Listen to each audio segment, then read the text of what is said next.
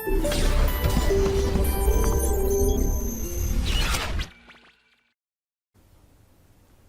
Topic लेते हैं बच्चों, समांतर श्रेणी हो गया, समांतर माध्य हो गया।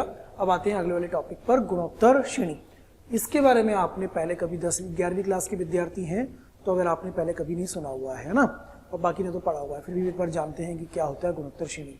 चलिए सबसे पहले गुणोत्तर श्रेणी किस तरह की दिखती है उसकी बात करते हैं ना।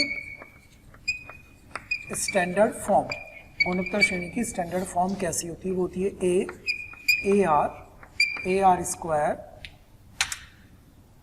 ए आर क्यूब, ए आर की पावर 4, ऐसे चलते चलते कहाँ तक? ए आर की पावर n-1 तक। तो ये ए क्या है? ये ए है प्रथम पद। ये ए क्या है बेटा? ये है प्रथम पद। ये आर क्या है? आर है सार्वनुपात।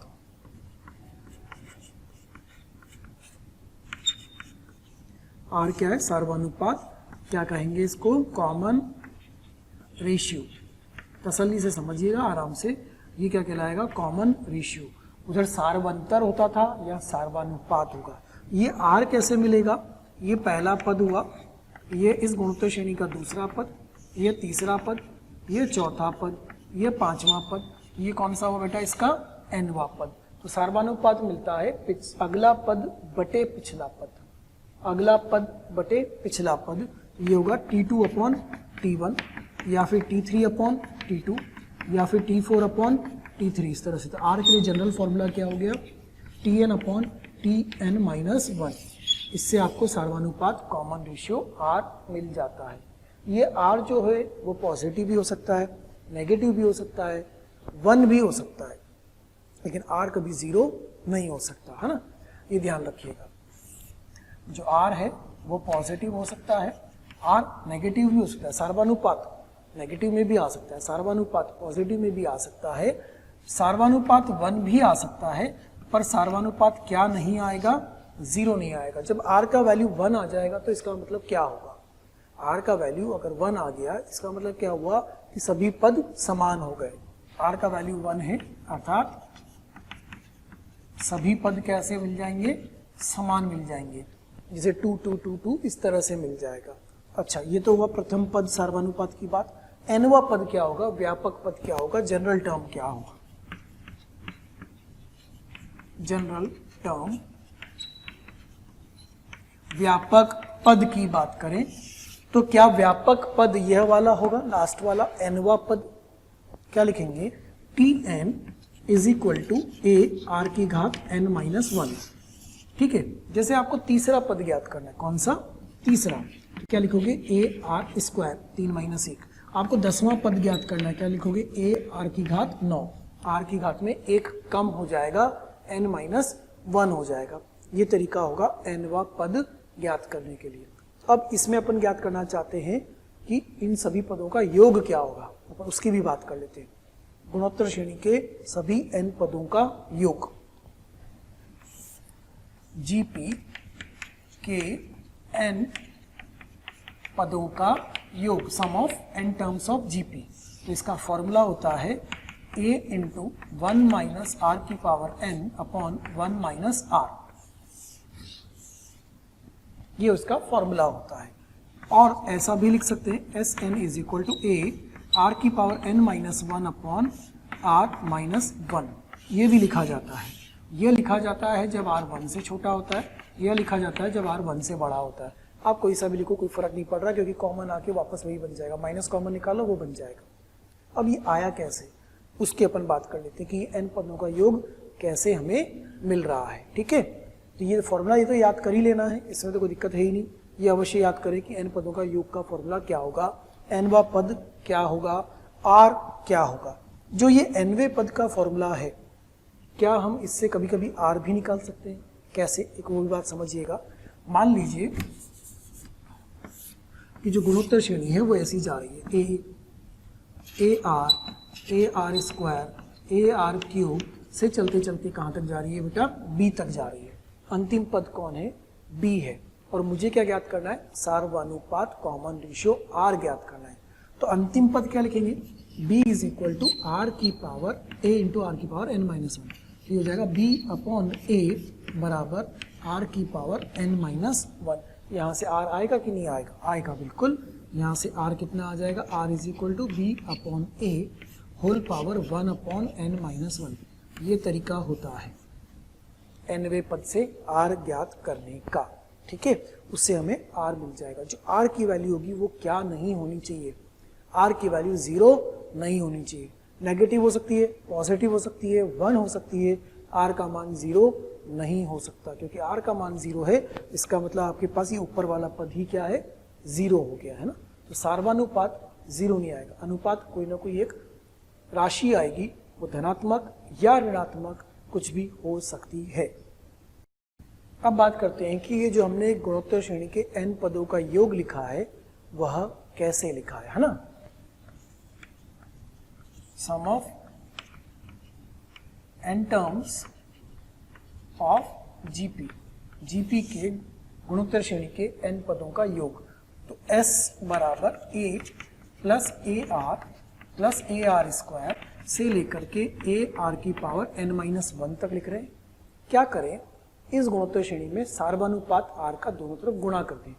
किसका गुणा कर दें, r का गुणा कर दें। तो ये बन जाएगा r इंटू एस, ए की जगह क्या आ जाएगा, ए आर, फिर ए आर स्क्वायर ये बन जाएगा। तो ऐसे पद आगे बढ़ते बढ़ते ये आएगा ए आर की पावर n माइनस 1 और एक पद आएगा ए आर की पावर n, क्योंकि सभी पदों में क्या गुणा हो गया, r। तो ये ए आर बन गया, ये ए आर स्क्वायर बन गया, ये ए आर क्यूब बन गया और ये ए आर बन गया और घटा दो इसको। फिर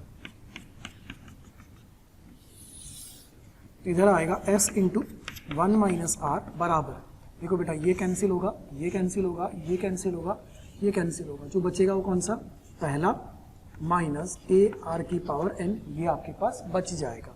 तो s बराबर कितना आ गया, a इंटू 1 माइनस आर की power n upon 1 minus r आ गया। n पदों के योग का सूत्र फॉर्मूला मिल गया आपको, इस तरीके से आता है, ठीक। अब अगली बात करते हैं प्रॉपर्टीज। गुणोत्तर श्रेणी के गुणधर्म, इसकी प्रॉपर्टीज की बात कर लेते हैं। जैसे समांतर श्रेणी में कुछ इंपॉर्टेंट पॉइंट्स थे, कुछ महत्वपूर्ण बिंदु थे, उसी तरीके से इस गुणोत्तर श्रेणी में कुछ इंपॉर्टेंट पॉइंट्स है, कुछ गुणधर्म है, उनकी बात करें। पहला पॉइंट, गुणोत्तर श्रेणी में जीपी के पदों में यदि कोई अचर राशि जोड़ी जाए या घटाई जाए, जोड़ी जाए या घटाई जाए तो क्या होगा, बता सकते हो, तो क्या होगा, बताते हैं। देखो क्या होगा, 2, 4, 8, 16, 32, 64, इस तरह से ये क्या बन रही है, एक जीपी बन रही है, ठीक है बेटा। कैसे पता चला जीपी है, सार्वानुपात निकाल के देखो, 4/2 2, 8/4 2, 16/8 2, 32/16 2, क्या सार्वानुपात r 2 आ रहा है, ये जीपी है। अब इस जीपी में मैं सब में कुछ ना कुछ संख्या जोड़ना चाह रहा हूं, मैं सब में 2 2 जोड़ देता हूं। ऐड 2, सब में क्या जोड़ रहे हैं, 2, कितना हो जाएगा, 4, 6, 10, 18, 34, 66। क्या ये जीपी रहेगी, नहीं रहेगी। 6/4 कितना हुआ, 3/2, 10/6 कितना हुआ, 5/3, 18/10 कितना हुआ, 9/5, 34/18 कितना हुआ, 17/9। अटक गए ना, क्या वो r मिल रहा है एक जैसा, नहीं मिल रहा है। तो उसको जोड़ेंगे तो क्या जीपी मिलेगी, नहीं मिलेगी, यह एक जीपी नहीं होगी। तो अपन क्या लिखेंगे अब, जीपी के पदों में यदि कोई अचर राशि जोड़ी जाए या घटाई जाए तो नई श्रेणी एक जीपी नहीं होगी। वह जो नई श्रेणी मिलेगी वो एक जीपी नहीं होगी। घटा के भी कुछ ऐसा ही होगा, 2 - 2 कर दो 0, फिर 4 - 2 कर दो 2, 8 - 2 कर दो 6, 16 - 2 कर दो 14, वो भी एक जीपी नहीं आएगी, ठीक है। सिर्फ जोड़ने और घटाने की बात करिए। अब अपन बात करते हैं कुछ गुणा कर दिया जाए या कुछ भाग दे दिया जाए तो क्या हो। पॉइंट नंबर 2, जीपी के सभी पदों में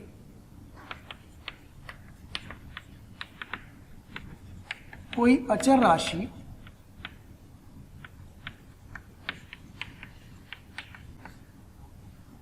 गुणा की जाए या भाग दिया जाए तो प्राप्त नई श्रेणी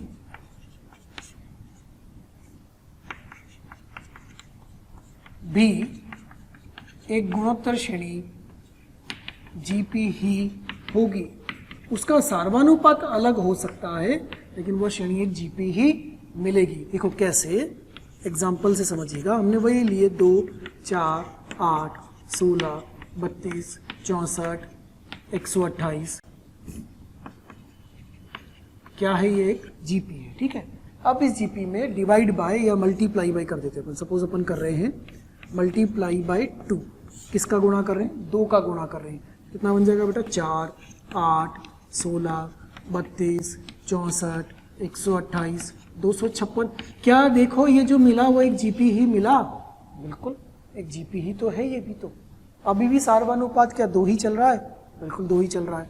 अगले में क्या करते हैं? डिवाइड बाय 2 कर देते हैं, 2 का भाग दे देते हैं। 2 का भाग देंगे तो क्या बनेगा? 2, 4, 8, 16, 32, 64, 128।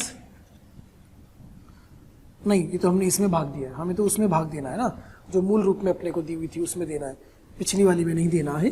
2 का अगर भाग देंगे तो क्या होगा बेटा? ये बनेगा, इसमें देंगे 1, 2, 4, 8, 16, 32, 64।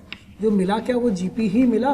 बिल्कुल देख लो ना, 2/1 2, 4/2 2, 8/4 2, 16/8 2, एक जीपी ही मिल रही है।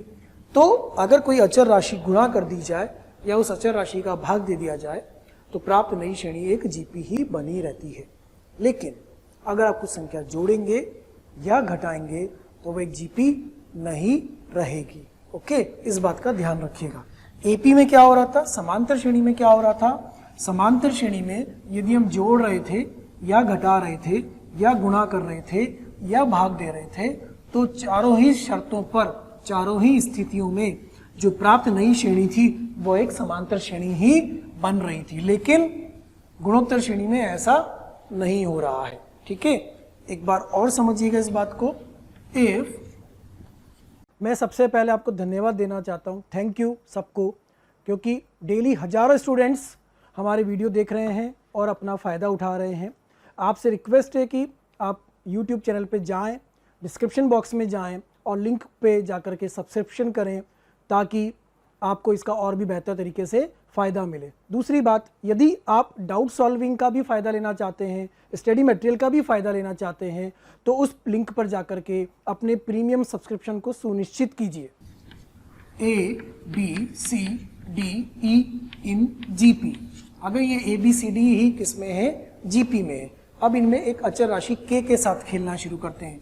तो A + K, B + K, C + K, D + K, E + K, तो क्या ये एक GP होगी? ये एक GP नहीं होगी। A - K, B - K, C - K, D - K, E - K, क्या ये एक GP होगी? यह एक GP नहीं होगी। तो जोड़ेंगे या घटाएंगे तो गुणोत्तर श्रेणी नहीं होगी। गुणा करेंगे A के, B के, C के, D के, E × K, क्या यह अब एक GP ही है? बिल्कुल हाँ जी है। चेक भी कर सकते हैं। BK/A के वापस कितना आएगा? B/A R के बराबर, C/B R के बराबर, K तो कटता चला जाएगा। तो ऐसे ही अगर आपने भाग दे के लिखा A/K, B/K, C/K, D/K, E/K, K क्या नहीं होना चाहिए? 0 नहीं होना चाहिए, है ना। तो जो नई श्रेणी मिलेगी क्या वो एक GP ही होगी? हाँ जी, बिल्कुल GP ही होगी। ये है अपनी उस दोनों पॉइंट का मूल सार कि कुछ जोड़ें या घटाएं तो GP नहीं मिलती है, गुणा करें या भाग दें तो GP मिलती है। आते हैं पॉइंट नंबर 3 पर। तीसरा पॉइंट AP में लिखा था अपन ने, क्या लिखा था AP में कि यदि प्रारंभ व अंत से समान दूरी पर स्थित पदों का योग करें तो वह एक अचर राशि के रूप में आता है, और वह योग अचर राशि का जो योग होता है वो एक अचर राशि होता है। वो किसके बराबर होता है? प्रथम पद व अंतिम पद के योग के बराबर होता है। समांतर श्रेणी में प्रारंभ व अंत से समान दूरी पर स्थित पदों का योग सदैव अचर होता है और वह प्रथम पद व अंतिम पद के योग के बराबर होता है। अब जीपी में क्या होता है? गुणोत्तर श्रेणी में प्रारंभ व अंत से समान दूरी पर स्थित पदों का गुणन समान होता है और वह गुणन सदैव प्रथम पद व अंतिम पद के गुणन के बराबर होता है। कैसे होता है चेक करके देखते हैं, है ना। पॉइंट नंबर 3, तो लिखेंगे क्या अपन उसको शब्दों में? एक गुणोत्तर श्रेणी में प्रारंभ व अंत से, यहां लिखते हैं देखो पॉइंट नंबर 3, एक गुणोत्तर श्रेणी में प्रारंभ व अंत से समान दूरी पर स्थित पदों का गुणन एक अचर राशि होता है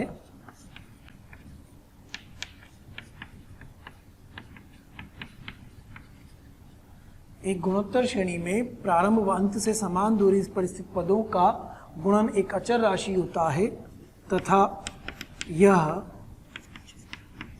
प्रथम पद एवं अंतिम पद के गुणन के समान होता है।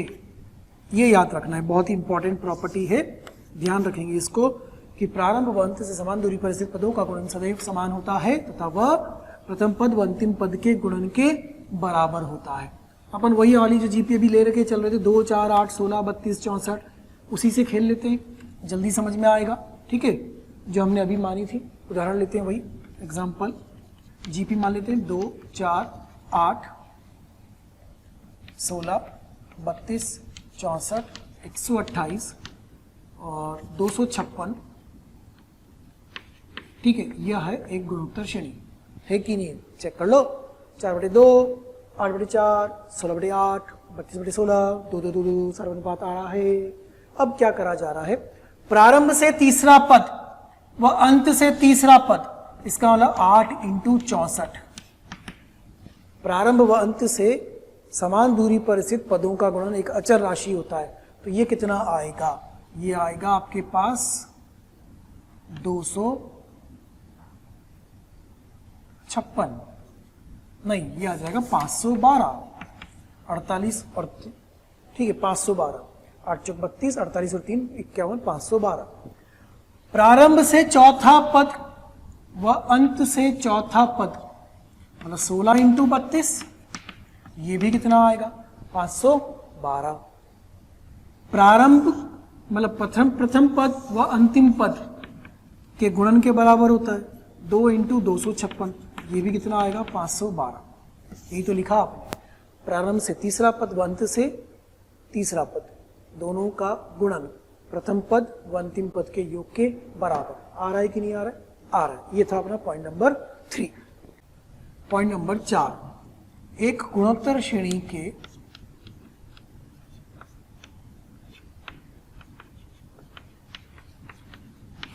पदों का व्युत्क्रम,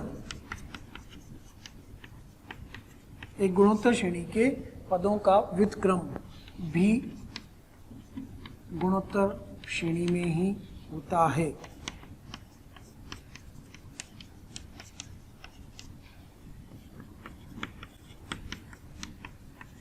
जीपी है, इनका व्युत्क्रम रेसिप्रोकल 1/2, 1/4, 1/8, 1/16, 1/32, क्या ये भी एक जीपी ही होगी? जी हाँ, बिल्कुल, ये भी एक जीपी ही होगी। तो जीपी के पदों का व्युत्क्रम भी एक जीपी ही बनाता है, गुणोत्तर श्रेणी में पदों का व्युत्क्रम भी एक गुणोत्तर श्रेणी में ही होता है।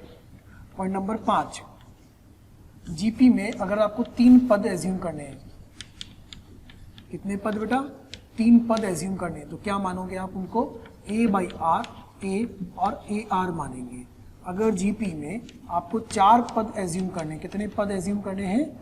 4 पद एज्यूम करने हैं, तो आप उसको लिखोगे a/r3, a/r ए आर क्यूब। इसमें देखोगे तो सार्वनुपात कितने का चल रहा है पता कर सकते हो।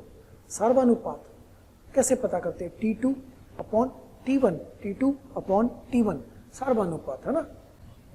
जीपी में 5 पद अगर आपको मानने हैं तो वह कैसे मानोगे, इसके अनुसार चलेंगे, a by r square, a by r, a r square, इस तरह से। अगर जीपी में 3 पद एज्यूम करने हैं तो उनको क्या लीजिए आप, a upon r, a are.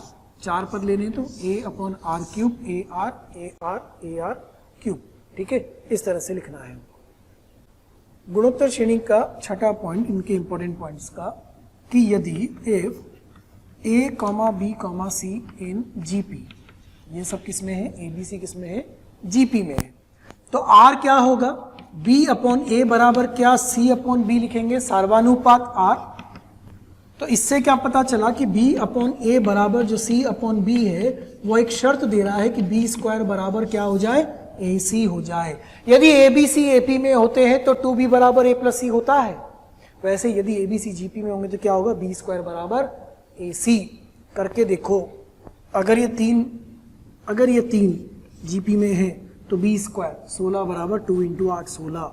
अगर ये 3 जीपी में है तो 8 का स्क्वायर 64 बराबर 16 इंटू 4 64। आ रहा है कि नहीं आ रहा है।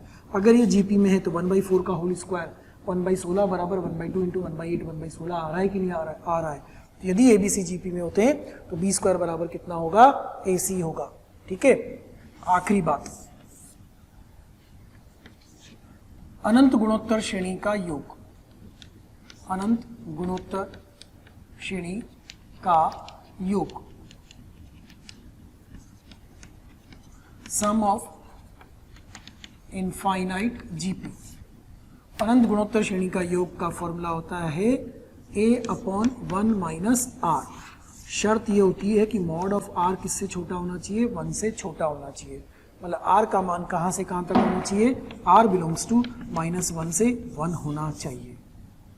अनंत गुणोत्तर श्रेणी के योग के लिए सूत्र होता है a अपॉन 1 माइनस r। ये कहाँ से लगेगा, जो अपन ने n का फॉर्मूला लगाया था वहीं से लगेगा, है ना। अगर वो संख्या -1 से 1 के बीच में होगी, मैं यहीं पे लिख देता हूँ, एस एन था a इंटू 1 माइनस आर की power n upon 1 minus r. ठीक है बेटा, और जो r है वो ये वाला है। r अगर 1 से बड़ा होगा तो क्या हो जाएगा, r अगर 1 से बड़ा होगा तो गुणोत्तर श्रेणी में जो पद है वो बढ़ते जाएंगे बढ़ते जाएंगे बढ़ते जाएंगे बढ़ते जाएंगे बढ़ते जाएंगे बढ़ते जाएंगे बढ़ते जाएंगे बढ़ते जाएंगे, खत्म ही नहीं होगी। तो फिर योग कैसे निकालोगे। और r अगर -1 से छोटा होगा तो क्या होगा, घटते जाएंगे घटते जाएंगे घटते जाएंगे घटते जाएंगे घटते जाएंगे, माइनस अनंत की तरफ चला जाएगा, योग आएगा ही नहीं। योग कब आएगा, एक निश्चित राशि के रूप में योग कब आएगा, जब r -1 से 1 के बीच में होगा। अब r -1 से 1 के बीच में होगा, माना r का मान 1/2 है, कितना है 1/2। 1/2 की पावर अनंत करो, 1/2 की पावर क्या करने को कह रहा हूं मैं आपसे, अनंत करने को कह रहा हूं, तो कितना आएगा। देखिए सोचिए मन में कि हम कर रहे हैं 1/2 की पावर अनंत, तो 1/2 की पावर अनंत कितना हो गया, 1/2 की पावर अनंत, 1 अनंत बेटा कितना आ जाएगा, 0 आएगा कि नहीं आएगा, 0 आ गया ये। अब -1/2 की पावर अनंत करने को कह रहे हैं, कोई बात नहीं, -1/2 की पावर अनंत, तो ये भी क्या आएगा, 0। तो अगर r की वैल्यू -1 के 1 के बीच में होगी, -1 से 1 के बीच में, और इसमें limit n tends to infinity लगा रहे होंगे, कई लोगों के लिए, कई विद्यार्थियों के लिमिट शब्द अज्ञानता के लिए होगा कि क्या आ गया, कोई बात नहीं, आने दो, अनंत की ओर अग्रसर है वो। तो ये Sn कितना हो जाएगा, a into 1 minus 0 upon 1 minus r. तो ये अनंत वाला कितना आ जाएगा, a अपॉन 1 माइनस आर, वहां से आता है ये वाला formula, a upon 1 minus r. शर्त याद रखनी है, r का मान -1 से 1 के बीच में होगा, वरना योग अनंत आ जाएगा।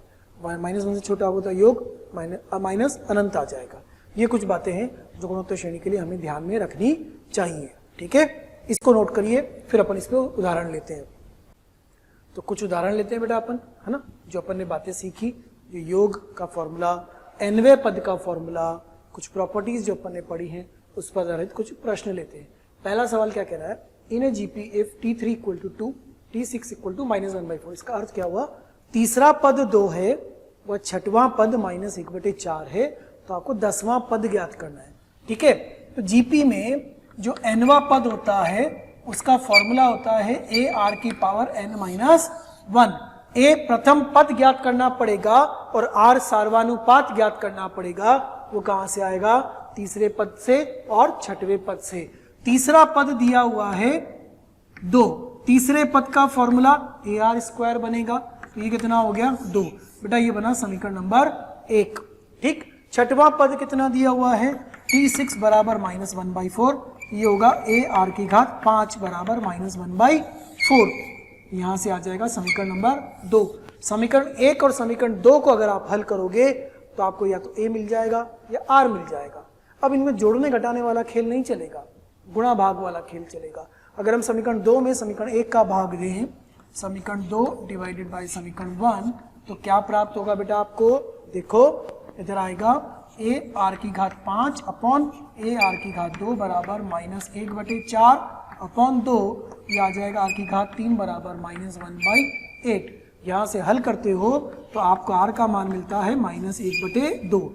ये क्या आया? ये आया है सार्वानुपात। क्या ज्ञात कर ले? ए प्रथम पद, इसमें रख दो बेटा। Therefore ए आर स्क्वायर कितना था? 2, ए इंटू -1/2 का होल स्क्वायर कितना हुआ? 2, तो ए बराबर कितना आ गया? 8। उधर जाएगा 8 बन जाएगा। प्रथम पद मिल गया, आर मिल गया, क्या जीपी बन गई? हाँ, कौन सा पद चाहिए? 10वां। 10वें पद के लिए क्या लिखोगे? ए आर की घात 9 मतलब 8 इंटू -1/2 की पावर 9, कितना हो जाएगा? 2 की पावर 3 इंटू -1/2 की पावर 9। प्यारे बच्चों, कमेंट बॉक्स में रोज कमेंट्स आ रहे हैं कि सर इस टॉपिक पे वीडियो बना दीजिए या ये इस बारे में हमें समझाइए, हमारी ये शंका है इसको दूर कर दीजिए। तो मेरी आपसे रिक्वेस्ट है कि आप YouTube चैनल पे जाइए, उस पर सब्सक्राइब करिए और जो बेल आइकन है उसको हिट करिए ताकि नोटिफिकेशंस आपको मिलते रहें और कोई भी नोटिफिकेशन, कोई भी वीडियो आपसे मिस ना हो। मैं ऐसा आपसे इसलिए कह रहा हूँ क्योंकि जिन भी टॉपिक्स की, जिन भी डाउट्स की, जिन भी बातों के बारे में आप वीडियोस चाह रहे हैं वो ऑलरेडी हमने पोस्ट किए हुए हैं, अपलोड किए हुए हैं, लेकिन वो आपसे मिस हो जाते हैं क्योंकि आपके पास प्रॉपर्ली नोटिफिकेशन नहीं आ पाते हैं। इसीलिए आपसे कहा जा रहा है कि आप सब्सक्राइब करिए ताकि कोई भी वीडियो आपसे मिस ना हो और कोई भी शंकाएं आपकी ना रहें। -1 की घात 9, -1 हो चुका है, तो ये हुआ -1/2 की घात 6। ये आपका आंसर बन गया, जिसको आप लिख सकते हो -1/64। यही तो पूछा था उसने कि यदि तीसरा पद आपको दे दिया जाए, छठवां पद आपको दे दिया जाए, तो 10वां पद क्या होगा? तो बिल्कुल तसल्ली से देखो, समीकरण बनाओ, हल करो, आर और ए ज्ञात करो और उसके बाद मान निकालो जो भी आपसे पूछा गया हो। ठीक है बेटा, क्वेश्चन नंबर 2 पे ध्यान देते हैं। क्वेश्चन नंबर 2 दे रहा है कि ये जो एक श्रेणी बनी है 3/2, 3/4, 3/8, 3/16, इस तरह से गुणोत्तर श्रेणी जा रही है और इस गुणोत्तर श्रेणी में वो आपसे पूछना जा रहा है कि 15वां पद कौन सा होगा। 15th नंबर का 15वें पद का आंसर हमें ज्ञात करके बताना है।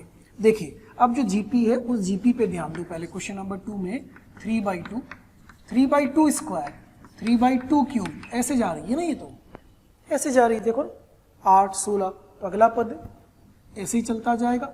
ये पहला पद है, ये दूसरा पद है, ये तीसरा पद है। पहले पद में 2 की घात 1, दूसरे पद में 2 की घात 2, तीसरे पद में 2 की घात 3, 15वें पद में 2 की घात 15। सिंपल। देयरफॉर T15 बराबर 3/2 की घात 15। तो ऐसे ही आ गया बिना कुछ करे। अगर मेथड से करते तो क्या करते? मेथड से करते तो ये तो बनता A, R होता T2/T1 मतलब 3/2 स्क्वायर अपॉन 3/2 अर्थात 1/2। ये 1/2 क्या आ गया? R। और T15 को क्या लिखते? A इंटू R की घात 14।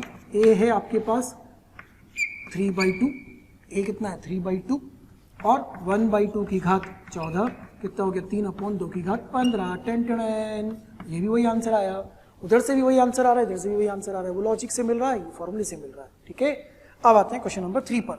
छोटे छोटे क्वेश्चन अपन सिर्फ फॉर्मूले की एप्लीकेशन समझ रहे हैं। पहले 2√2 4, फिर अगला आएगा 4√2, फिर ऐसे चलते जाएंगे कहाँ तक? 128 तक। ये गुणोत्तर श्रेणी है। कैसे पता चला गुणोत्तर श्रेणी है? T2/T1, T3/T2, T4/T3 करने पर अगर R सार्वनुपात समान आता जाएगा तो वह गुणोत्तर श्रेणी होगी। अगला माइनस पिछला, अगला माइनस पिछला, अगला माइनस पिछला बराबर आ जाएगा, तो समांतर श्रेणी होगी। अगला बटे पिछला, अगला बटे पिछला, अगला बटे पिछला बराबर आएगा तो गुणोत्तर श्रेणी होगी। ठीक है, तो गुणोत्तर श्रेणी दे रहा है तीसरे वाले में, और उसमें पूछ रहा है पदों की संख्या कितनी होगी।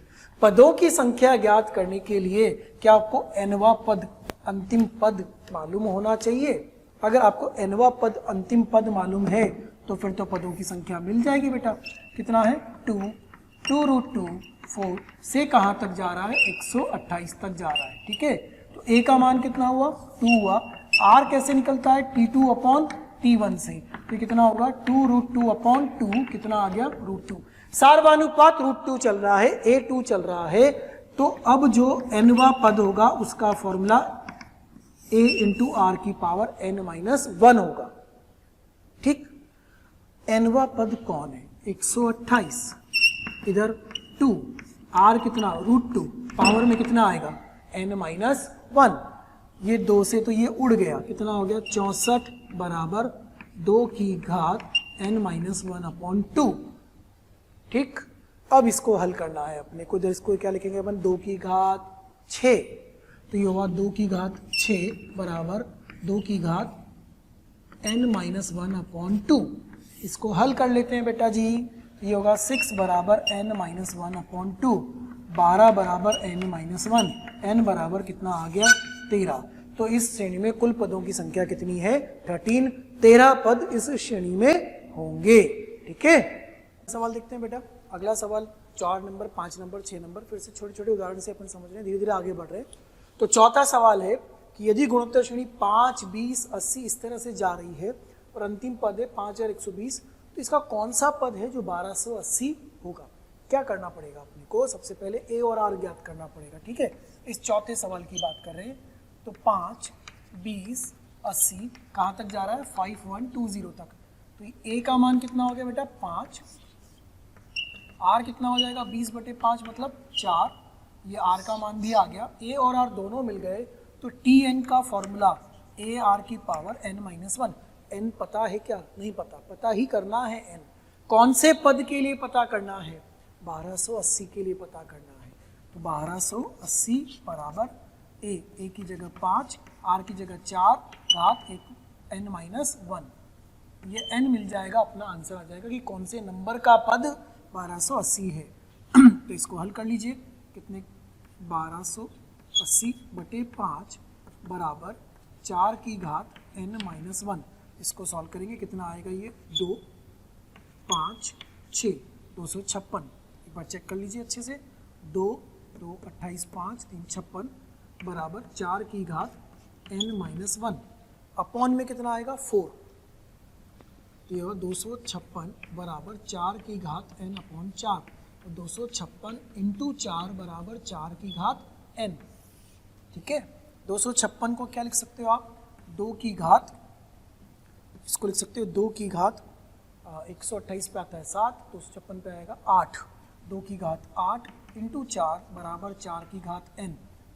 यह हुआ आपके पास 2 की घात 10 बराबर 2 की घात 2n, तो 2n बराबर 10, n बराबर कितना आ गया बेटा 5, अर्थात इस श्रेणी का जो 5वां पद होगा वो कौन सा होगा 1280 होगा। ये जो सीरीज जा रही है इसका 5वां पद कितना आएगा 1280 आएगा। अब अगले सवाल पर आओ, 5वें सवाल पर।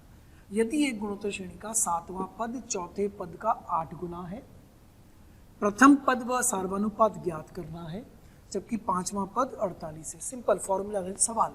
देखिए 5वें सवाल की बात करें, 7वां पद T7 इज इक्वल टू चौथे पद का 8 गुना, तो 8 गुना किसका चौथे पद का, एक समीकरण तो ये बना के देगा अपने को यहाँ से। और एक और दिया हुआ है कि 5वां पद कौन है 48, तो 5वां पद मतलब T5 वो कितना है 48, तो यहाँ से आएगा AR की पावर 4 बराबर 48। एक समीकरण तो बेटा जी यहाँ से बन गया, एक वहाँ से बना लेते हैं, AR की घात 6 बराबर 8 इंटू AR क्यूब। सही है क्या? देखो 7वां AR की घात 6 AR क्यूब, इसको अगर आप हल करते हो तो इसमें से A कैंसिल, R क्यूब से R square cancel, R square बराबर आएगा 8, R बराबर आएगा 2√2, ये R मिल गया। अब वो R का मान यहाँ रखेंगे तो क्या A मिलेगा, ये R का मान उठा के हम इसमें रख देते हैं, तो R इंटू 2√2 पावर 4 बराबर 48। 2√2 की पावर 4 कितना हो गया? 2√2 का वर्ग होता है 8, 8 और 8 ये हो गया 64। 8 इंटू 64 बराबर 48। आर बराबर 48 बटे 64। आर बराबर कितना हो गया बेटे? 3/4। ये आर का मान आ गया। क्या पूछा था उसने कि ए क्या होगा और आर क्या होगा? नहीं, ए निकाल रहे हैं, ये आर नहीं, अपन ए निकाल रहे हैं। आर का तो मान रखा है, ये ए है। ए मिल गया अपने को प्रथम पद 3/4। तो श्रेणी में जो प्रथम पद होगा वो 3/4 होगा और सार्वनुपात 2√2 होगा। यही ज्ञात करना था। ठीक है, एक और सवाल यहाँ लिखा हुआ है, यदि गुणोत्तर श्रेणी का तीसरा पद 3 है, तीसरा पद 3 है तो प्रथम 5 पदों का गुणन ज्ञात करें। कुछ भी नहीं दे रहा, एक समीकरण दे रहा है, जबकि देने कितने चाहिए थे? 2। वो कह रहा है तीसरा पद 3 है तो प्रथम 5 पदों का गुणन ज्ञात करें। तो सीरीज जो बनेगी, जो श्रेणी बनेगी, जो गुणोत्तर श्रेणी बनेगी वो कैसी बनेगी, अपन पहले वो देखें। प्रश्न संख्या 6 की बात करें। ए r square, A r cube, a are की पावर 4, ए आर की पावर 5 ऐसे जाएगा। ये पहला पद, ये दूसरा पद, ये तीसरा पद, ये चौथा पद और ये वाला कौन सा हो जाएगा? 5वां पद। ये रहे 5 पद। इन 5 पदों का गुणन करना है। दिया क्या है? तीसरा पद T3 बराबर 3। इसका अर्थ हुआ ए आर स्क्वायर बराबर 3। ये आपको दिया जा रहा है। अब इससे ए और आर दोनों नहीं मिल सकते, बस इतना ही रह जाएगा। तो प्रथम 5 पदों का गुणन ए आर स्क्वायर, ए आर क्यूब और ए आर की पावर 4, यह हमें ज्ञात करना है। ये कितना हो गया? ए की घात 5 इंटू 3 2 5 9 10, ए आर की घात 10। क्या हम इसको a r square whole power 5 लिख सकते हैं बेटा? बिल्कुल लिख सकते हैं इसको। और ए आर स्क्वायर की वैल्यू हमें मालूम है कितनी है? 3। तो आंसर आ गया 3 की घात 5। कि 3 की घात 5 कितना होगा? 3 की घात 5 आपके पास आ जाएगा 3 9 27 81 243 243। ये बन जाएगा इसका आंसर। दिया सिर्फ इतना सा, ए आर स्क्वायर बराबर 3 था, उसी से हम हल कर रहे हैं। 5 पदों का योग, प्रथम 5 पदों का गुणन, ये रहा, योग नहीं गुणन, 243। ठीक है, देखिए बेटा अगला सवाल देखते हैं। 7 नंबर, 8 नंबर, 9 नंबर। अब थोड़े सवाल लैंग्वेज वाले आ गए। 7वां सवाल क्या कह रहा है? यदि एक गुणोत्तर श्रेणी की 3 संख्याओं का गुणन, यदि एक गुणोत्तर श्रेणी की 3 संख्याओं का गुणन 216 है तथा उनका योग 19 है तो वो संख्याएं क्या होंगी? है ना। तो पहले वो संख्या हमें जीपी में 3 माननी पड़ेगी। इस तरह से माननी पड़ेगी कि उनका गुणन कितना हो 216 और उनका योग कितना हो 19। ठीक है, 1 बाई 1 अपन सॉल्व करते हैं। सबसे पहले हम 7वें प्रश्न को ले रहे हैं।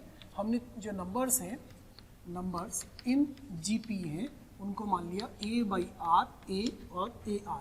मैंने बताया था शुरू में प्रॉपर्टीज़ में कि यदि 3 संख्याएं जीपी में माननी हो तो इस तरह से मानी जा सकती है, ए बाई आर, ए और ए आर।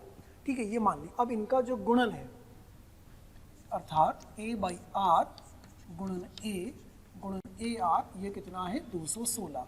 अगर आप इसको हल करते हैं तो ए क्यूब बराबर मिलता है 216।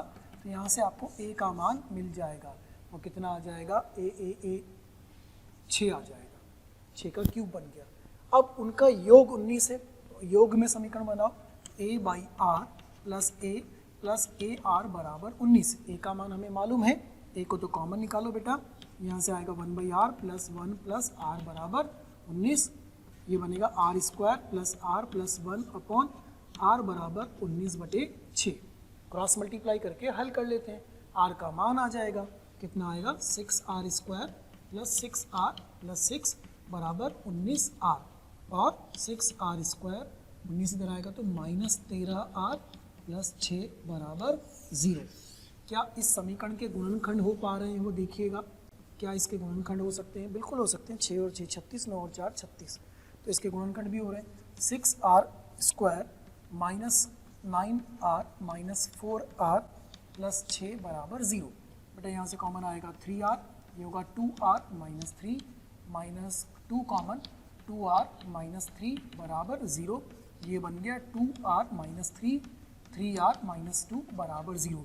तो r के मान 2 मिलेंगे आपको यहाँ से, r बराबर 3/2 और r बराबर 2/3। एक r का मान 1 से बड़ा होगा, एक r का मान 1 से छोटा होगा। जब r का मान 1 से बड़ा होगा तो एक बढ़ती हुई गुणोत्तर श्रेणी मिलेगी, और जब r का मान 1 से छोटा होगा तो घटती हुई गुणोत्तर श्रेणी मिलेगी, है ना। ध्यान देना, ये r जो है 1 से बड़ा है तो कैसी जीपी मिलेगी, एक बढ़ती हुई जीपी मिलेगी, और ये जो r का मान है वो 1 से छोटा है तो इससे जो आपको मिलेगी वो एक घटती हुई जीपी मिलेगी, एक डिक्रीजिंग जीपी मिलेगी। ये ध्यान रखिएगा हमेशा, है ना। अब ये जो r आया है वो समान नहीं आया, अलग अलग आया है। इसका जो संख्याएं मिलने वाली है वो समान मिलेगी अलग अलग, देख लेते हैं ना अभी के अभी। अपने को दिक्कत क्या है, a बराबर 6, r बराबर 3/2, a बराबर 6 और r बराबर 3/2। यहाँ रखते हैं, कितना आएगा 6/3/2, फिर 6 इंटू 3/2 कितना हो गया, ये 12/3 मतलब 4, 6 और ये कितना हो गया 9। हल करके देखो, 6/4, 3/2, 9/6, 3/2, क्या जीपी में है कि नहीं है, है। और यही अपना आंसर है 4, 6, 9। अब अगला आंसर क्या आने वाला है, 9, 6, 4। यदि आप हमारे वीडियोस को देख रहे हैं और आपको वो पसंद आ रहे हैं तो मेरी आपसे रिक्वेस्ट है कि आप उनको लाइक करें, सब्सक्राइब करें, शेयर करें, ताकि वो और भी ज़रूरतमंद विद्यार्थियों तक पहुंच सके और उसका लाभ वो उठा सकें। आपके प्यार और स्नेह को देखकर हमारी टीम मोशन की पूरी टीम हाईली मोटिवेटेड है, और हमारा हमेशा पूरा प्रयास है और रहेगा कि आपको बेहतर से बेहतर कंटेंट प्रोवाइड करते रहें। 9, 6, 4 आएगा पक्का, देखो कैसे आएगा। ये तो हुआ जब a बराबर 6 था। अब व्हेन a = 6 एंड r = 2/3, तो ये होगा a 6/2/3, 6 इंटू 2/3 कितना हुआ बेटा 18/2, 9। इधर कितना आया 6, इतना 4। क्या वापस जीपी मिली, बिल्कुल जीपी मिली। पहले कैसी मिली, बढ़ती हुई, फिर कैसी मिली, घटती हुई। अब सवाल ने पूछा क्या है, क्या गुणोत्तर श्रेणी पूछी गई है या आपसे संख्याएं पूछी गई है। सवाल अलग अलग होता है, समांतर श्रेणी में भी ऐसा आया था। अगर आपसे गुणोत्तर श्रेणी पूछी जा रही है तो आंसर कितने आएंगे, 2 आएंगे, 9, 6, 4, 4, 6, 9। और आपसे संख्याएं पूछी हैं तो आंसर एक ही होगा, वो संख्या होगी 6, 4, 9 या 4, 6, 9 या 9, 6, 4, कुछ भी बोल लो। गुणोत्तर श्रेणी में बोलेंगे तो 9, 6, 4, 6, 9 बोल देंगे, 9, 6, 4 बोल देंगे, ठीक है। अगर सीरीज पूछी होगी तो आंसर 2, संख्याएं पूछी होगी तो आंसर 1। हमें क्या करना है, ए और आर में समीकरण बनाने हैं। 3 संख्याएं मान लेनी है, उनका गुणन, उनका योग। ए और आर में 2 समीकरण बने, हल करो। आर के 2 मान हैं इसलिए आंसर भी 2 हैं। ये दोनों ही इसके आंसर बन रहे हैं। अब ऐसा ही सवाल अगला वाला भी लिखा हुआ है, 8वां वाला भी। आप उस सवाल को भी ध्यान से देखिएगा। यदि जीपी में 3 संख्याओं का गुणन 216, ये तो वैसा का वैसा ही वाला, वो समीकरण तो यहाँ तक तो वही बनेगा, तो ये बराबर 6 ही आएगा।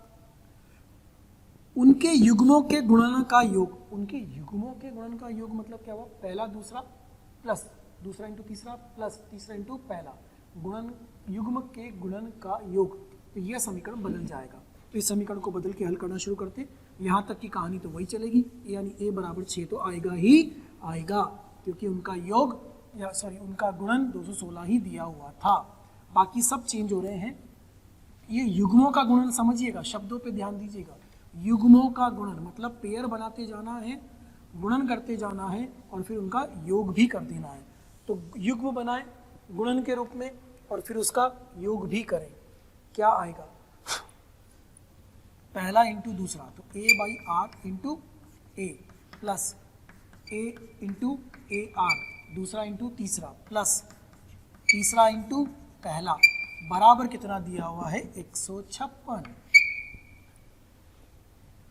उनके युग्मों के गुणन का योग 156 है। तो संख्याएं ज्ञात करो। क्या आया, a square a square a square.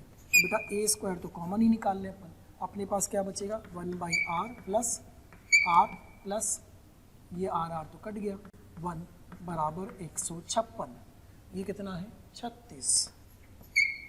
LCM लिया तो r square plus r plus 1/r बराबर 156। अब हल कर सकते हैं इजीली। कितना आएगा, 36 से पहले कुछ जा रहा है तो वो चेक कर लो आप। 6, 12, 36, 6 से जा रहा है तो ये जाएगा 6 बार और ये जाएगा 12, तो 2 बचेगा 3, तो 6, 26। ये फिर से कट सकता है 3 और ये आएगा आपके पास 13। हाँ, तो उधर जाके 13/3, यानी आपके पास आया r² plus r plus 1 upon r बराबर 13/3। एक द्विघात समीकरण r का पहले की तरह बनने वाला है। क्या बन रहा है?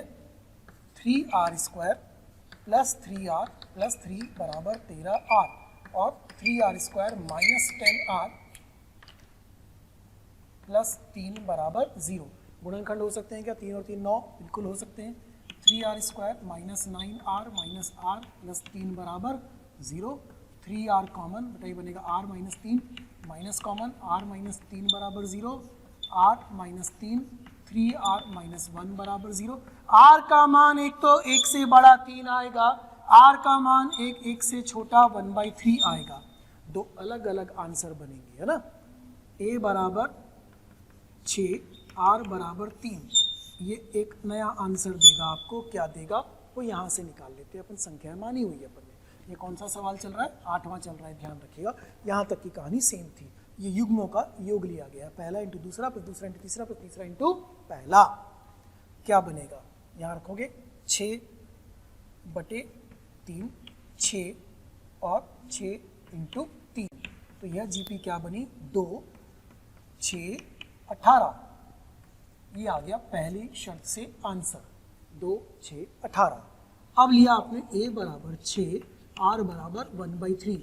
थोड़ी सी समझदारी से बोलोगे तो आंसर क्या बोलोगे? क्या बोलोगे? क्या बोलोगे? 18, 6 2 घटते हुए आएगा, है ना। तब क्या लिखोगे? 6/1/3, 6 और 6 इंटू 1/3। देखो मिल रहा है 18, 6, 2। क्या यह भी जीपी है? अब उसने जीपी पूछी है कि संख्या है। देखो संख्याएं ज्ञात करो। संख्या मतलब आंसर 2, 6, 18। जीपी मतलब आंसर 2 बोलने हैं, एक बढ़ता हुआ और एक घटता हुआ, दो अलग अलग आंसर आपको बताने। लिखिए, नोट करिए, फिर अगले वाले सवाल पर आते हैं कि अगला सवाल क्या कह रहा है। ठीक है, क्वेश्चन नंबर 9 पे आते हैं। ये तो हुआ क्वेश्चन नंबर 8। 9 नंबर कह रहा है यदि जीपी में 3 संख्याओं का योग 21 है, 3 संख्याओं का योग 21 है, उनके वर्गों का योग 189 है, उनके वर्गों का योग 189 है, तो संख्याएं ज्ञात करो। ये भी संख्याएं पूछना चाह रहा है, तो समीकरण बनाने पड़ेंगे अपने को। बना लेते हैं अपन समीकरण अलग अलग, क्या क्या बनेंगे चेक करते हैं। इसके अंदर भी एक ए का समीकरण बनेगा, एक आर का समीकरण बनेगा। शर्तें बदलती जा रही हैं, ए और आर फॉर्मूले आधारित प्रश्न हैं। ठीक है, ध्यान दीजिएगा, बिल्कुल छोटे छोटे प्रश्न से धीरे धीरे अपन बढ़ते हुए चले जाएंगे, अपने आप कठिन वाले सवाल पर भी पहुंच जाएंगे। जरूरी है कि अपना बेसिक अच्छे से क्लियर हो, छोटे सवाल प्यारे सवाल से बेसिक क्लियर हो जाए, फॉर्मूले की पकड़ हो जाए, उसके बाद फिर सवाल करने में कोई समस्या नहीं आएगी। क्या कह रहा है 9 नंबर सवाल, उसके कहे अनुसार किया जाए तो यह कहता है कि 3 संख्याओं का योग 21, तो ए आर स्क्वायर को जीपी में मान लेते हैं। बोले कभी तो आप a/r मानते हो, a इंटू आर मानते हो, और कभी a आर मानते हो। अगर गुणन दिया हो तो a/r a आर मानना चाहिए, ताकि r कट के वो a मिल जाता था। अब गुणन नहीं दिया ना, योग दिया है यार, योग दिया है, तो योग में मैंने सिंपल रूप में मान लिया उनका योग। a plus AR plus AR square बराबर कितना है? 21। यह समीकरण 1 बना। उनके वर्गों का योग a square plus a square r square plus a square r की घात 4 बराबर 189। ठीक है, 89, ये बन गया। ये समीकरण नंबर 2। अब इन दोनों को हल करें, इन दोनों में खेलें कि अपना आंसर आ जाए। समीकरण 2 में समीकरण 1 का भाग देते हैं। समीकरण 2 में अपने पास है a स्क्वायर तो कॉमन, ये r की घात 4 प्लस आर स्क्वायर प्लस 1 बनेगा। इधर से a कॉमन, ये आएगा r square plus r plus 1 बराबर 189/21। तो ये बचेगा a r की power 4 plus r square plus 1 upon r square plus r plus 1। एक कट गया, इधर ही आ जाएगा 9 बराबर में 9। इसके गुणनखंड कर सकते हो क्या बेटा? इसके गुणनखंड तुम्हें आनी चाहिए, इसके गुणनखंड भी हो जाते हैं। मैं बताऊं कैसे करते हैं, एक बार पहले बता चुका हूँ बेसिक मैथ्स में, लेकिन फिर बता देता हूँ। इसको लिखो r की power 4 plus 2r square plus 1 minus r square. क्या करा मैंने? आर स्क्वायर जोड़ा और आर स्क्वायर घटाया, तो ये क्या बन गया? इसको ध्यान से देखो, ये बनेगा आर स्क्वायर प्लस 1 का whole square minus r square. बनेगा कि नहीं बनेगा? बन गया ना। क्या बन गई? X square minus y square. X square minus y square के गुणनखंड होते हैं x plus y into x minus y. ये हो जाएगा r square plus 1 plus r, r square plus 1 minus r, ये इसके गुणनखंड हो गए। इसको कंठस्थ कर लीजिए, यह कई जगह आपके काम आने वाला है, इसका ध्यान रखना है अच्छे से, ठीक है। उसी तरीके से जब इसके गुणनखंड करेंगे तो अपने को मिलेगा a into r square plus r plus 1 r square minus r plus 1 upon, वहाँ से लिख रहे हैं अपन, है ना, r square plus r plus 1 बराबर 9। तो बेटा यह वाला फैक्टर पूरा पूरा कैंसिल हो जाएगा, ये पूरा फैक्टर कैंसिल हो गया। सही चल रहे हैं यहाँ तक? ये पूरा फैक्टर कैंसिल हो गया। तो अब आपको क्या मिला, a into r square minus r plus 1 बराबर 9। क्या हमारे पास कोई और शर्त भी है? क्या हमारे पास कोई और शर्त भी है? देखो योग ये रहा, उनका योग, एक समीकरण यहाँ से भी तो है अपने पास, ये बना समीकरण नंबर 3। अब सॉल्व 1 and 3, समीकरण हल करने का खेल चल रहा है वैसा, समीकरण हल करने पड़ेंगे अच्छे से। समीकरण नंबर 1 और 3 में देखें तो इसमें बनेगा r square plus r plus 1, उसमें है r square minus r plus 1।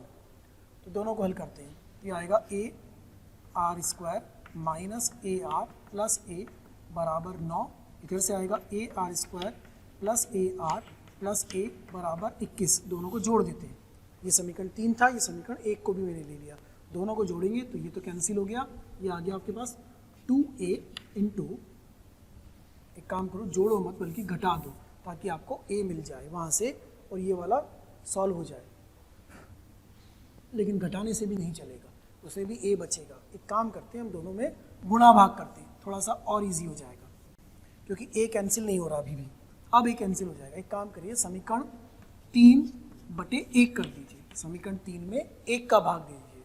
समीकरण 3 में 1 का भाग देंगे तो बन जाएगा, a कट जाएगा। कैसे? इसमें आएगा a into r square minus r plus 1, इसमें आएगा a into r square plus r plus 1 बराबर, इधर आएगा 9, बेटा इधर आएगा 21। पहले भी वही करा था, लेकिन वो एक a स्क्वायर था, एक a था, इसलिए नहीं खत्म हो पाया था, है ना। अब इसमें a और a खत्म, क्रॉस मल्टीप्लाई कर लो, ये कितना हुआ, ये होगा 3 और ये होगा 7, 3/7 बन जाएगा, है ना, 3 से वो जा रहा है तो 3/7 बनाते बन गया 7r square minus 7r plus 7 is equal to 3r square plus 3r plus 3। Cross multiply कर दो, हल कर लो इसको, कितना हुआ बेटा, इधर आएगा तो 4r स्क्वायर, ये इधर आएगा तो कितना माइनस 10r, ये इधर आएगा तो कितना प्लस 4 बराबर 0 मिल रहा है। इसको हल करें, 4 और 4 16, 8 और 2 10, फैक्टर भी हो रहे, तो 4r square minus 8r minus 2r plus 4 बराबर 0। 4r कॉमन आएगा, r माइनस 2 माइनस 2 कॉमन आएगा, r माइनस 2 बराबर 0। बेटा आपको मिलेगा r माइनस 2 और 4r माइनस 2 इक्वल टू 0। हल करने पर आपको r के 2 मान प्राप्त होंगे, एक आएगा r बराबर 2, एक आएगा r बराबर 1/2। देखो बार बार घूम फिर के r के 2 मान आ रहे हैं, एक आया r बराबर 2, एक आया r बराबर 1/2। जब r का मान 2 होगा तो a मिल जाएगा, जब r का मान 1/2 होगा फिर a मिल जाएगा। आपको संख्याएं ज्ञात करनी है, यहाँ रख दो, संख्याएं भी मिल जाएगी। कर लेते हैं अपन इसको, पूरा हल कर लेते हैं, इसको नोट करके रखिएगा गुणनखंड वाले को, है ना, और इसके अकॉर्डिंग 1 by 1 बना लेते हैं। When r is equal to 2, जब r का मान 2 होगा तो क्या होगा, इस पर पहले वाले में रख दो, तो a into r square plus r plus 1 बराबर कितना है 21, तो a 4 प्लस 2 प्लस 1 बराबर 21। तो इससे आपको a मिल रहा है, देखो पहले समीकरण में रख दिया मैंने, r का मान कितना रख दिया 2, कितना आ गया 4 प्लस 2 प्लस 7, तो a बराबर कितना आ गया 3।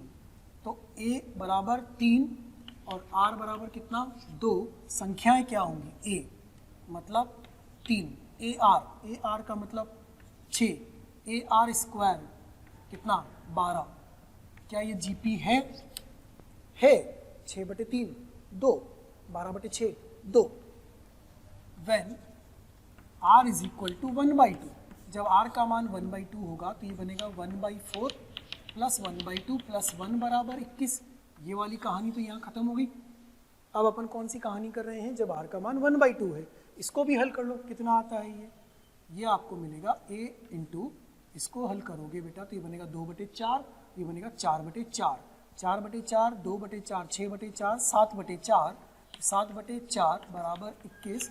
ए बराबर कितना आ जाएगा, यह जाएगा 3 4 12। ए का मान कितना आ गया 12, ये ए का मान 12 आ गया। और आर का मान कितना चल रहा था 1/2। फिर से जीपी बनेगी। अब वो बनाओ यहाँ पर ए कितना 12, फिर ए आर कितना 6 और फिर कितना 3। ये भी जीपी है कि नहीं है।